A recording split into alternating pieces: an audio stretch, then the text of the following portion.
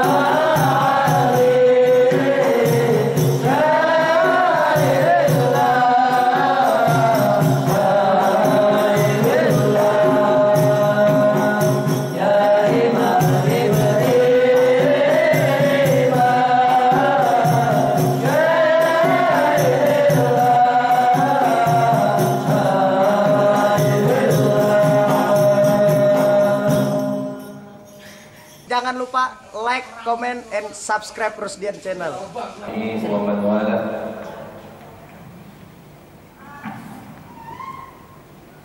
Wala haula wala quwwata illa billah. Yang kami hormati dan yang kami muliakan para habaib, para syaraif min zuriyati Rasulullah sallallahu alaihi wasallam, anak cucu keturunan baginda Nabi besar Muhammad Rasulullah sallallahu alaihi wasallam. Tengah-tengah kita telah hadir tuan guru kita Al-Mukarram Al-Mukarram Ad-Dai Allah Habibul Mahbub Sayyidul Habib Hashim bin Syekh, dan juga para habaib lainnya yang tidak dapat kami sebutkan namanya satu persatu, namun tidak mengurangi rasa hormat, rasa ta'zim, rasa mahabbah kami kepada mereka. Yang kami hormati dan yang kami muliakan pula Hadratul Muhtaramun wal Mukarramun, para alim ulama, para kiai, para tuan guru, para ustaz-ustazah, asatizah, tokoh agama, tokoh masyarakat yang juga namanya tidak dapat kami sebutkan satu persatu, tidak mengurangi rasa hormat kami kepada pihak kedatangan. Dan juga yang kami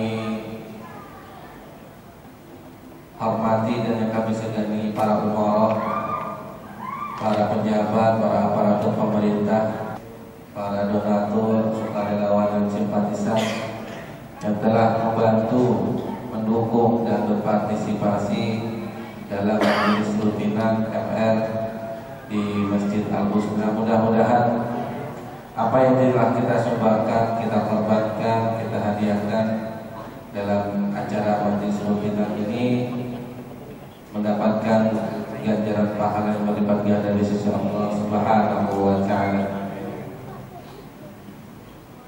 Bapak-bapak, ibu-ibu, saudara-saudari, hadirin hadirat, para tamu undangan, rahimani wa rahimakumullah. Pertama dan utama, marilah kita memanjatkan rasa puja puji syukur kita kehadiran Allah Subhanahu wa Ta'ala yang telah begitu banyak melimpahkan rahmat nikmat dan karunia yang telah kita dapatkan, sehingga pada malam hari ini kita dapat berjumpa, berkumpul, berhadir di tempat ini dalam rangka majelis rutinan MR setiap malam Selasa di minggu ketiga.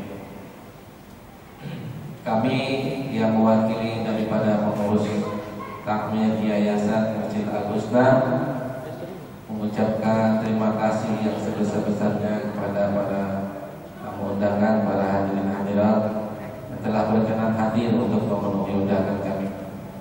Dan juga apabila terdapat hal-hal yang kurang berkenan baik dalam penyambutan, penyajian dan lain hal sebagainya, kami yang mewakili segenap jajaran kepengurusan Yayasan Takmir Masjid Al-Husna mengucapkan permohonan ampun dan maaf yang sedalam-dalamnya. Mungkin kiranya itu dapat yang kami sampaikan, kurang dan lebihnya mohon ampun dan maaf. Wabillahi hidayah wa ridha wal minhaj minni wal minkum. Assalamualaikum warahmatullahi wabarakatuh. Selanjutnya mari sama-sama kita dengarkan kajian ilmu yang akan disampaikan oleh tuan guru kita Al-Mukarram Ad-Dai Allah Habibul Mahbub Sayyidul Habib Hashim bin Syekh bin Syekh. Pada beliau alaihi falyatafaddal mashkura. Allahumma shalli ala sayyidina Muhammad. Jangan lupa like, comment, and subscribe Rusdian Channel.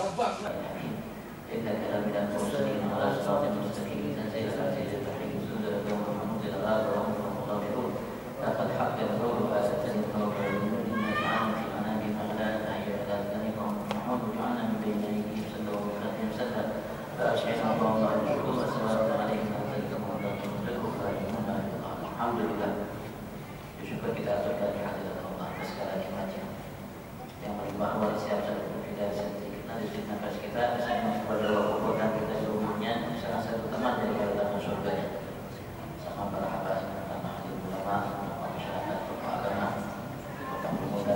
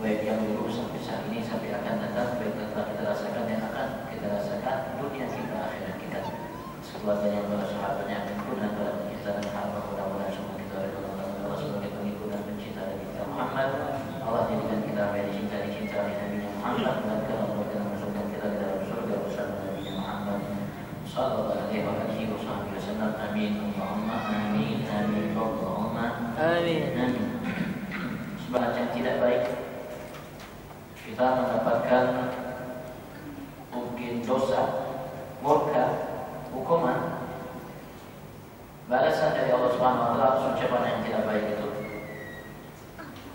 Walaupun bukan mungkin yang haram.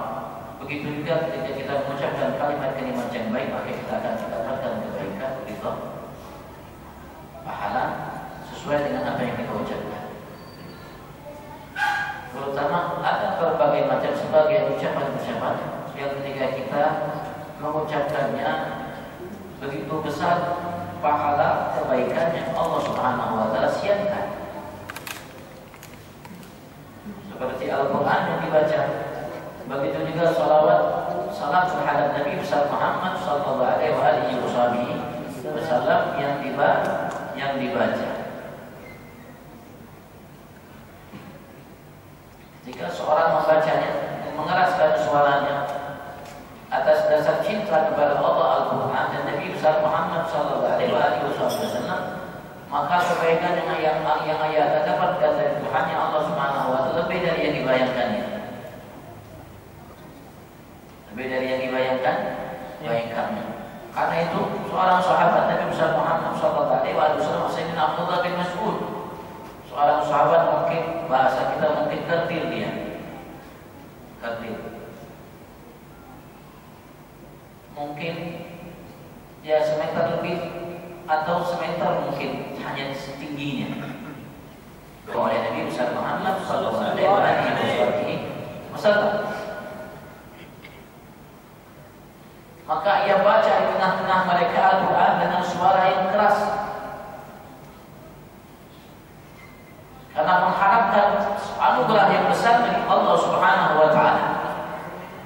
Walaupun ketika semua suku Quraisy yang beriman mendengarnya memukulinya sampai dia terpingsan. Ketika dia sadar kembali, ia namanya lantunkan ayat suci Al-Quran dengan suara yang keras agar didengar oleh selainnya. Begitu berapa kali ia lakukan. Begitu juga kita dapatkan sebagian besar sahabat Nabi besar Muhammad yang awal mula beriman dengan Nabi besar Muhammad, mereka melantunkan, mengeraskan bacaan suaranya dalam membaca Al-Quran. Bahkan kita dengar cerita kisah, mungkin kita pernah mendengarnya. Sayyidina Umar bin Khattab termasuk awalnya dia sangat membenci Nabi besar Muhammad dan amat sangat memusuhi Nabi besar Muhammad sallallahu alaihi wasallam. Sampai ia pernah memukul anaknya sendiri. Dan ketika ia tahu masuk Islam, memeluk agama yang dibawa oleh Nabi besar Muhammad sallallahu alaihi wasallam. Tapi kala itu anaknya tersebut membaca Al-Quran dengan suara yang keras, sallallahu alaihi wasallam, agar Allah Subhanahu wa taala muliakan Islam dengan salah satu dua umat. Allahumma a'izzal Islam bi ahli umarain. Ya Allah, muliakan Islam ini, nampakkan di permukaan dengan salah satu dua umat, Sayyidina Umar bin Khattab dan Sayyidina Ammar bin Hisham, yaitu Abu Jahal. Tapi hidayah yang dapat dari Allah Subhanahu wa taala adalah untuk Sayyidina Umar bin Khattab. Dia mendengarkan ucapan Al-Quran yang dibaca oleh namanya saudarinya, oleh anaknya, kemudian tersentuh hatinya. Tersentuh hatinya dengan bacaan Al-Quran tersebut, dengan sebabnya ia beriman kepada Allah Subhanahu wa taala. Begitu juga ada seseorang diceritakan, dikisahkan. Ini bukan cerita buat-buat ya, bukan jarnya, kisahnya ada namanya sanadnya atau sumber ceritanya. Ini cerita betul, diceritakan oleh ulama dalam karya mereka. Ada seseorang yang bertetangga dengan seseorang yang mungkin sering atau mungkin pernah kita dengar cerita kisah ini, bertetangga dengan seseorang yang habis, yang malamnya hanya dipikirkan dunia, lupa untuk berbekal akhiratnya. Sehingga ketika ia meninggal, tiba-tiba seorang hamba soleh tadi melihat tetangganya yang ia tahu kondisi hidupnya sehari-harinya lupa dengan Allah Subhanahu wa taala, lupa berbekal untuk akhiratnya, sibuk dengan dunianya, tenggelam dalamnya. Tiba-tiba ketika ia bermimpi, ia merasa takjub, heran, terkejut dengan kondisi tetangganya tersebut yang ia lihat tidak seperti yang diduganya, tidak seperti yang dikiranya, yang harusnya yang dapat hukuman dari Allah Subhanahu wa Ta'ala dan murka Allah atas perbuatannya, ternyata ia lihat beda. Kita dengan mahkota dan lain sebagainya, dengan muka yang berseri dan lain sebagainya. Maka ia tanya, bukankah anda adalah fulan bin fulan tetanggaku? Dia mengatakan betul, aku adalah fulan bin fulan tetanggaku. Maka ia bertanya, kenapa bisa kondisimu seperti ini? Bukankah engkau dahulunya seperti ini, seperti ini? Dia mengatakan, dia seperti yang kau nyatakan. Tapi aku pernah hadir majlis seseorang ulama yang kala itu beliau mengungkapkan satu hadis yang kurang lebih isinya, barang siapa yang bersalawat terhadap Nabi besar Muhammad dengan mengeraskan, mengangkat suaranya karena rasa cinta, atau mungkin karena rasa rindu, karena rasa kasih sayang, maka Allah Subhanahu wa Ta'ala ampuni dosa-dosanya. Maka kala itu ustaz tadi, ulama tadi, setelah mengungkapkan hadis itu, dia mengangkat suaranya dan semua yang hadir ikut mengangkat suaranya dengan berselawat terhadap Nabi besar Muhammad sallallahu alaihi wasallam dengan rasa cinta. Maka semua yang hadir di majelis itu karena itu mendapatkan rahmat dari Allah Subhanahu wa Ta'ala, sehingga apa yang kau lihat dari ini, kondisi keadaanku berkat satu majelis yang aku selawat di situ, mengeraskan suaraku atas selawat salam terhadap Nabi besar Muhammad. Majelis kalau kebetulan ya ada kita untuk bersama-sama, kalau bisa bersama-sama. Kalau kita bersama-sama, karena kalau kita berselawat satu, kalau kita baca bersama-sama, maka kala itu kita berselawatnya hitungannya bukan satu. Kalau yang hadir 100 berarti hitungannya 100 salawat. Kalau yang hadir 200 berarti 200 salawat dalam satu salawat. Kenapa? Karena yang bacanya 200. Terus kalau yang lebih berarti sekali kita baca salawat bareng-bareng, berarti yang kita baca adalah 1000 salawat. Kalau yang hadir 1000, kalau yang lebih begitu juga seperti itu. Begitu juga seperti itu. Jangan takut. Jangan takut.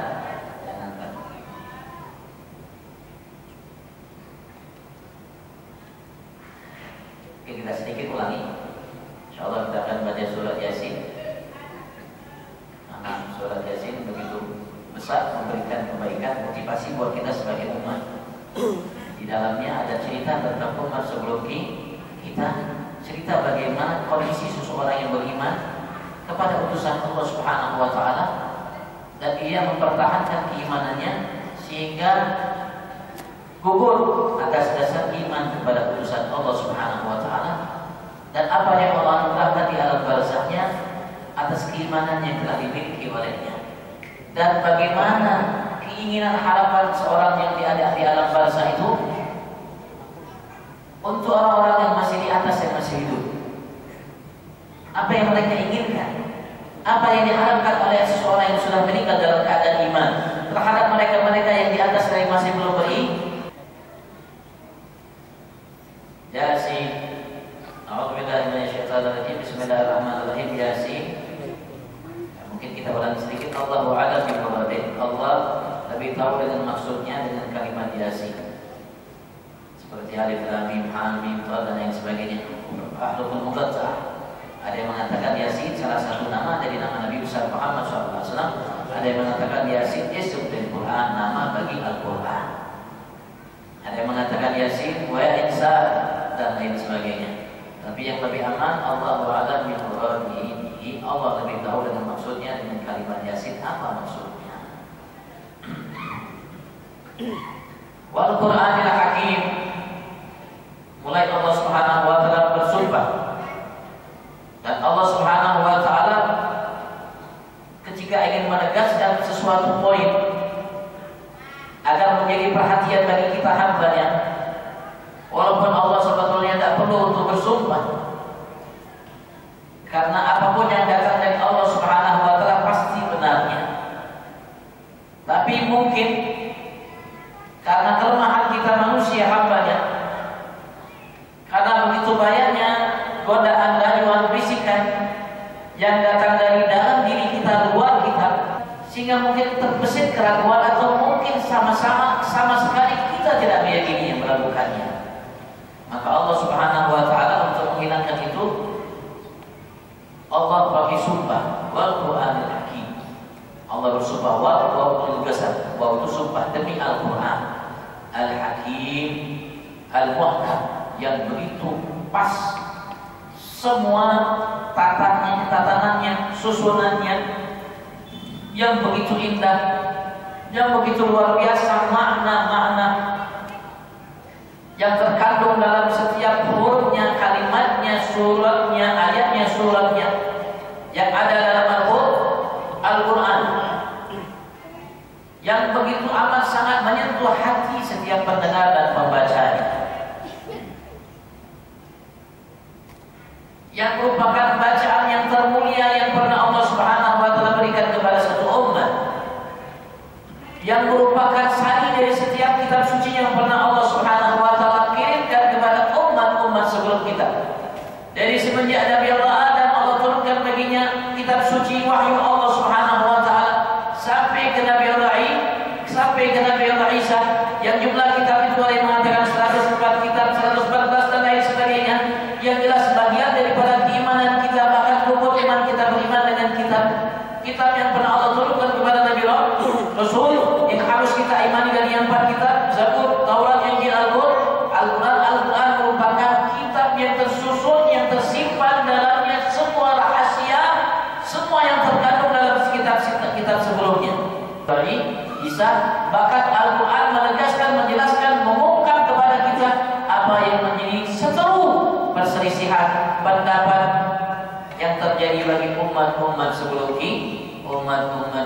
kita. Al-Quran yang amat sangat luar biasa itu, yang dijadikan oleh Nabi besar Muhammad sallallahu alaihi wasallam bacaan yang membuat terang tempat orang yang membacanya. Rasulullah menyatakan baitus alladzi yutla fihi al-Quran yatara li ahli as-sama' kama tatara an-nujum li ahli al-ard. Satu rumah atau suatu tempat, rumah bisa masjid, rumah Allah, bisa rumah kita sendiri. Jadi atau satu tempat yang dibacakan di situ Al-Quran, tatara, maka tempat itu, rumah tersebut menampakkan, yaitu cahaya yang memancar dari Al-Quran li ahli as-sama' bagi penghuni langit, sebagaimana bintang-bintang yang ada di atas itu di langit itu menampakkan cahayanya bagi kita penghuni dunia. Rasulullah menegaskan itu, Al-Quran fa'innahu ya'ti yawmal qiyamah syafi'an li ashabi. Bacalah Al-Quran karena sesungguhnya akan datang nanti di hari kiamat, akan memberikan syafaat bagi mereka yang menemaninya, yang menjadi sahabatnya ketika mereka hidup di atas dunia membacanya. Rasulullah SAW mengatakan, man qara'a harfan min kitabillah, barang siapa membaca satu huruf dari Al-Quran kitab Allah, falahu fi kulli harfin hasanah, dan baginya setiap satu hurufnya Allah akan berikan satu kebaikan. Wa hasanatu bi asyri amsalih. Satu kebaikan itu akan dilipat gandakan oleh Allah menjadi 10 kali lipatnya. Satu huruf 10 kebaikan.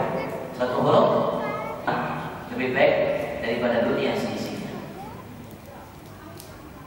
Satu huruf kalau dimaterikan, yang Allah janjikan bagi kita dalam setiap satu hurufnya itu, kalau dimaterikan maka lebih mahal, lebih baik daripada dunia seisinya. Allah berikan setiap satu hurufnya 10 kebaikan. La adul alif lam mim harf, aku tidak mengatakan alif lam mim itu adalah satu huruf, tidak, tapi alif satu huruf, lam satu huruf, mim satu huruf, alif lam mim 3 huruf, 30 kebaikan. Baik kita fasih dalam bacanya atau tidak fasih, baik kita ketika membacanya pakai tajwid atau tidak pakai tajwid, baik ketika kita membacanya lancar atau tidak lancar, baik kita membacanya dengan suara yang merdu atau tanpa suara yang merdu, baik ketika kita baca paham atau tidak paham.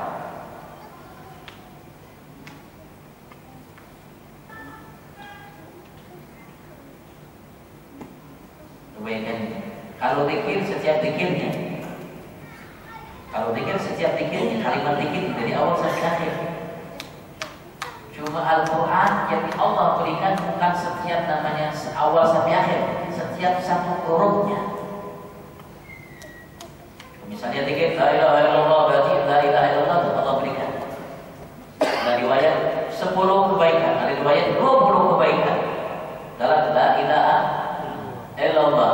Tapi andaikan kita lalui la ilaha illallah dalam Al-Quran, lamnya 10 kebaikan, alifnya 10 kebaikan, alif laginya 10 kebaikan, la ilaha, yang lamnya panjang, 2 lam berarti panjang, lagi 1 2 kebaikan, haknya 1 kebaikan. Setiap satu hurufnya Allah itu. Setiap satu hurufnya Allah itu. Masya Allah. Masya Allah. Makanya kita dapatkan orang-orang Bahari luar biasa mereka dengan Al-Quran. Kita ini aja mengguyur. Karena kita banyak disibukkan oleh selain. Samping kerjaan kita, apalagi yang sudah punya anak satu. Mumpung belum begini bang, ayo bagi dia dengan Al-Quran. Jadikan Al-Quran teman kita. Kalau sudah begini, waktunya sudah berkurang. Kalau sudah punya anak satu, tambah berkurang. Punya anak dua, tambah berkurang. Makin habis waktunya untuk Al-Quran. Padahal setiap hari tidak lupa. Bahkan di pesawat, apalagi di ruang tunggu, bukaan. Padahal di sini dia bisa download Al-Quran. Padahal dari sini dia bisa baca Al-Quran, Lupa. Kenapa lupa? Karena Allah lupakan. Kenapa Allah lupakan? Karena terlalu sibuk dengan selain Allah Subhanahu wa Ta'ala. Padahal rezeki yang dicarinya, bisnis yang digarapnya, Allah sudah tetapkan sebelum dia lahir ke atas dunia. Dari semenjak umurnya 4 bulan di kandungan, sudah Allah tiupkan baginya rohnya, sudah sempurna sekujur tubuhnya, kepalanya, dalamnya ada mata semua. Umurnya 4 bulan dia dalam kandungan bundanya, Allah sudah perintahkan malaikat untuk meniupkan roh pada ini bayi dalam kandungan hidup.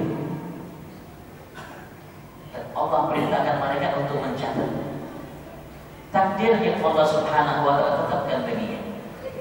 Di antara takdirnya, wa yu'maru bi katfi rizqi, diperintahkan untuk mencatat rezekinya, dan tidak akan pernah bertambah dari catatan itu rezekinya.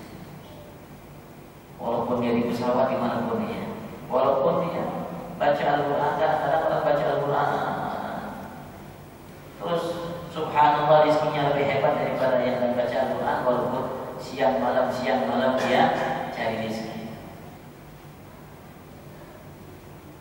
Ya benar, ada seorang ulama di masanya, Syekh Umar bin Abdullah Bama, Syekh Umar bin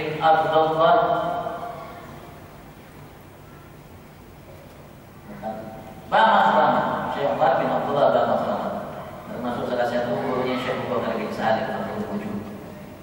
Kuburannya di Sibur, bukan kubah daripada Habsyi, ada kubah lain dekat sini, seberangannya tak jauh. Beliau mengatakan dalam qasidahnya, dalam nasihat, ya benar Adam, ma yaqalak illa ma kutib lak, kau tidak akan dapatkan kecuali yang sudah Allah tetapkan bagimu. Lau ta'ibna saja dulu dan tidak. Andaikan kau capek cari fulus bisnis, tidak akan kau dapatkan kecuali yang sudah ditetapkan oleh Tuhanmu Allah Subhanahu